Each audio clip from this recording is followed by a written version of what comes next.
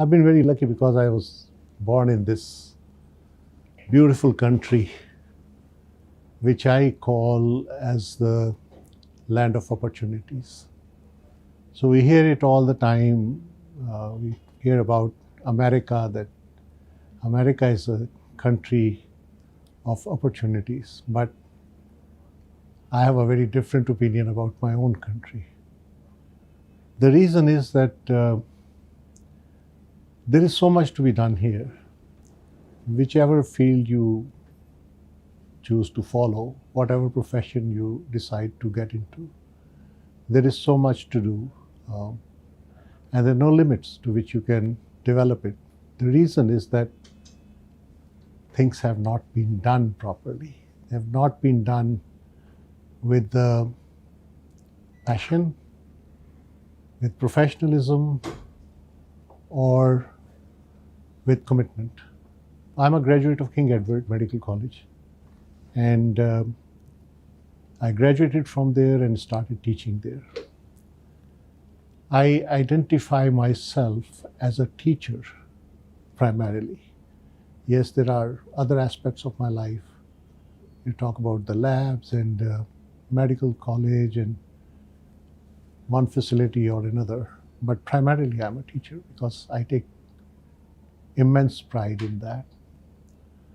I taught at King Edward for almost 25 years, then on to another medical college, and then finally started my own medical school, which has been there for the last 14 years now, producing amazing graduates.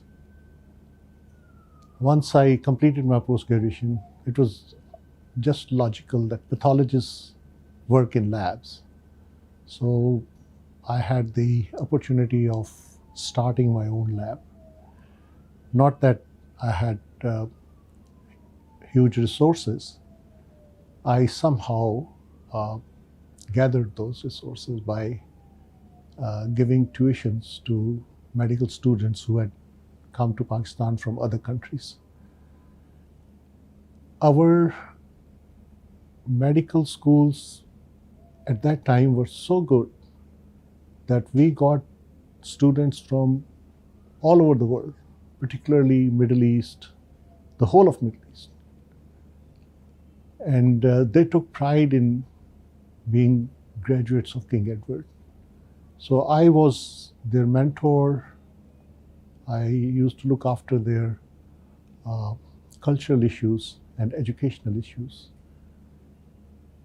And that's how I saved some money and I started my lab, which was maybe 1,500 square feet. That was the whole area where I started, and then had some very basic instruments, 3 or 4 very basic machines. And that was the start of my diagnostic career. Well, I have followed certain principles in my life. I have never compared myself with anyone. I don't have any role models. I believe that every other person is better than me. And if I can, absorb, if I can adapt others' goods, that might make me a better person. So I don't idealize anybody. I like everybody, and I think people are so much better than myself. Similarly, I have never set a goal in my life. So when I say this, it sounds ridiculous to many people. They say, okay, what are you talking about? It was your goal to become a doctor, do MBBS, and then post-graduation, and then this and that. So I call them as landmarks. Those are not goals, those are landmarks, because life is a continuous journey. And there's no one who stops you from going beyond limits.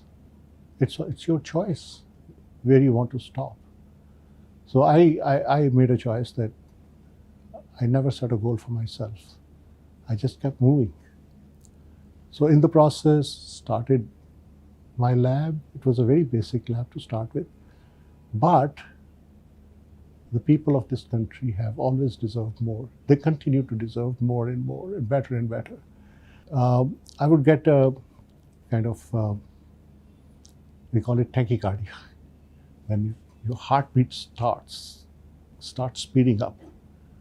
When someone came to me with a request that he wanted such and such lab test investigation, he said it was not available in Pakistan. So that boiled my blood. Why not in my country? And then I would ask myself, if I don't do it, who will? So for that, when you're making progress in any profession, you have certain priorities. If your priorities are straight, if your priorities are clearly defined, then you make progress because you're very clear in your mind about what you want to achieve. My first priority was never to make money. My first priority was to provide facilities, innovation, technology, advancement, bringing in the kind of facilities that were not already available in this country. I love my country. I don't claim to be the most patriot, but I think I'm doing reasonably well placed. So I feel that it is responsibility of every Pakistani to keep thinking as to what he has given back to this beautiful country. So with that thought process, I have always invested in innovation. When your priority is your profession, when your priority is to do things for people, then money follows. So you don't run after money. And that is what I teach my students, undergrad and postgrad students. Excel in what you are doing. Do what others don't have. Share with them what you don't have. Like, don't look at the one who has gone ahead of you. Yeah, it's good to compete, but it's not so good to pull others' legs. Share whatever you have, whether it is knowledge, material, time, because these are the things that most people lack. They need a shoulder to rest sometimes. And if you can spare some of your time to, console somebody, do it. If you have plenty of knowledge, and your colleague who's your class fellow, or maybe a year behind you, or even ahead of you, if you have some knowledge and you find that person is lacking in that, sit down with him, tell him, come on, let's talk about it. I'll teach you what I have. And same goes for material. You have been blessed with money, and you find people around who they're not lucky enough, share it. And I've seen all my life that when you share, you get more. I mean, this is not something created by me. It's there. It's been there forever. Share what you have and you'll get more. So these are very simple things, simple principles of life. And this is what I teach my students. This is what I teach my children. I have 4 beautiful children and a lovely wife. And fortunately, me and my wife, we have absolutely a similar thought process. My children, one message for them is make sure that if one of you is left behind for one reason or another, pull him along. And it's the same thing that I tell my colleagues, my team members, my students. So in a nutshell, that's the journey of my life. And doing so, like, when COVID came, when the first case of COVID was reported in Wuhan, my elder son, who is also a pathologist, and my younger son, who's a lawyer and takes a lot of interest in the, lab matters. So we talked about it. And we said, my son said that, Dad, COVID is there in China. So I said, viruses don't have boundaries, they don't respect boundaries. They're bound to spread. So he said, Omar said, how about we get a kit of 100 tests for COVID? I said, no, get 10,000 tests. He said, why? I said, 2 things. If COVID comes and we are not ready for it, then a lot of people will suffer. Because we knew that there were very, very limited resource available in the rest of the country. We had the technology, we had the infrastructure, and we knew, because we deal with viruses all the time, so we knew if COVID came, we could diagnose it. And I said, okay, this is one scenario. It comes to Pakistan, and if we are not ready for it, people will suffer. If it does not come, we'll lose 10,000 tests. That should not bother us. So fortunately, we were ready for it. We talk about monkeypox these days, and we talk about similar other disease process. We're ready for that. We're ready for monkeypox diagnostic today. That is because we know that if I don't do it, who will? So that's the question I've always asked myself. The purpose of starting a medical school was, like I said, I've always taken pride in being a teacher. So it just made sense that I develop a medical college where I can produce graduates of my choice. So they asked me, how do you define success? So the answer is very simple. Success to me, as a pathologist, as a teacher, that if I did not produce a number of pathologists and teachers who are better than me, then I've not lived a life. That's a message I got from my father. He always said that, son, if you did not live this life better than you got it, then you have not lived a life. So whether it is at undergrad level or postgrad level, I think I've been reasonably successful in doing that. The graduates that I'm producing at Central Park Medical College, they are very good graduates. They're not only good doctors, they're good human beings too. And the pathologists that Chughtai Institute of Pathology is producing, each of these pathologists is a better pathologist than myself. And that is my success. That is how I define success. So that is very simple story of my life. I lived in the walled city of Lahore. If you visit the walled city of Lahore, the houses are small, they're multi-storied and back to back. You can climb from the rooftop from one house to another and another and go way far. So we were a huge family, 9 siblings living in a small house. And my eldest brother was 18 years older than me. But in those days, in 50s and 60s, we used to have journals like Life magazine and Reader's Digest and the likes, as psychologists. We were regular subscribers to those journals, and we had access to that. And our elder brothers would, sit us down and ask us to read certain chapters of those journals. And as we grew up, I was number 8 among 9 siblings. We saw hundreds of books lying in our house. So one day we sat together and we organized all those books, and we kind of organized a home library. We indexed them and how the libraries work. But very soon we realized during summer, families moved to the ground floor, and winter they would come to the upper floor. There were no air conditioners at that time. So we found out that our books were being stolen from upstairs during summer when we were at the lower ground floor. So that was a very painful experience for us.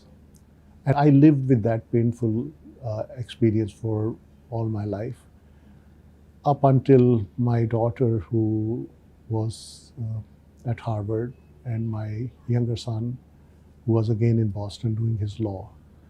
We found out that from our country, some of the most valuable books, which were hundreds of years old, had been abandoned by families, and they were being sold on the roadside as, whatever. And those books were being picked up by certain people and shifted to libraries in the US. So that was a turning point in my thought process. I decided to start my own public library. It has always been my passion to start a library. So that was the defining moment. We started a small library. I acquired a 10-Marla house, and we started this process. It's been almost 8 years. it started from there, and then we said, what can we do for the students? So we made the library absolutely free, accessible to everybody. And one day, within 2 months, 4 or 5 young guys from remote villages, they came over to me and they said, so we want to appear in CSS exam. We don't have books. So from that day onwards, we made this policy that any child, any student who comes to the library and does not have a certain book or books, we will provide those books to them. So that was a very modest start. But then, when you are traveling on a certain path, the new ideas start coming in. So we started collecting books that were historical, of all the subjects, all the different subjects, and which were antique books, some of them written 300, 400, 500 years ago. We collected all the everything written by Iqbal and Faz and the likes. And then we thought that let's start digitizing these books. So we started one library, and then people approached us from different areas that they needed a library in their own region. So we started another library in Lahore, and then wherever my lab has ample space, my collection center has ample space, we started setting up reading rooms there. So I don't know exactly how many, but we have a large number of reading rooms across the country. We then started a library. There were a few students who had come from Balochistan.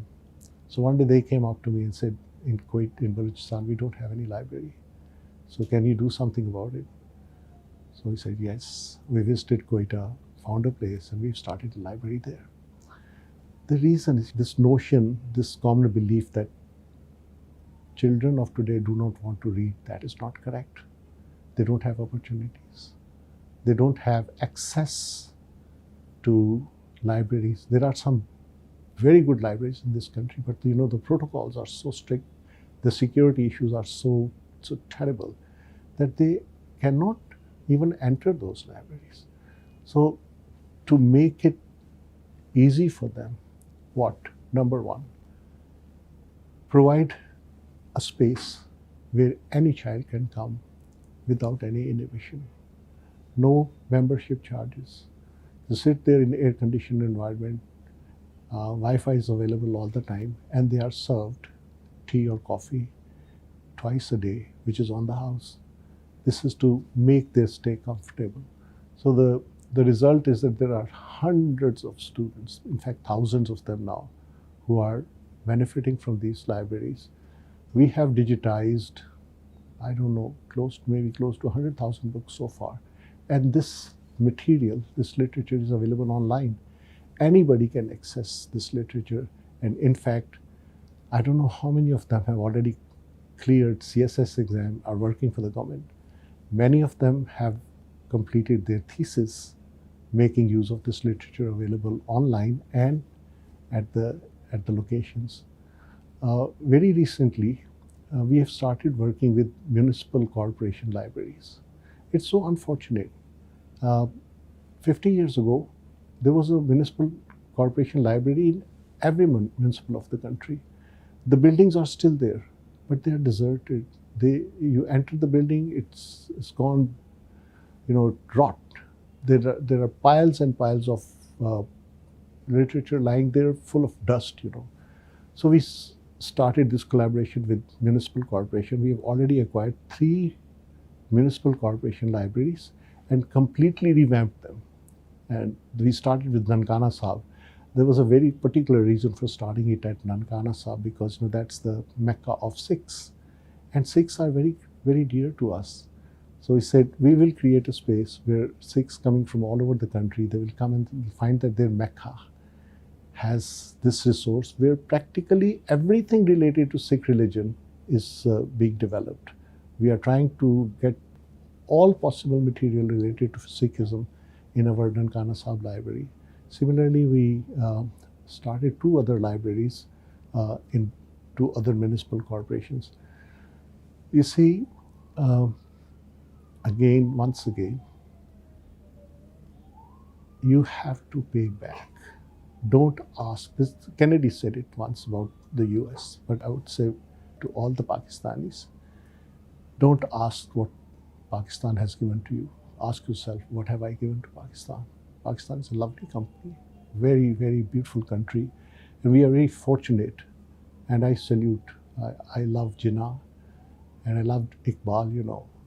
They were the reason we are living in an independent environment. So I salute them, and it is our obligation, so our duty to create this kind of facility for our coming generations.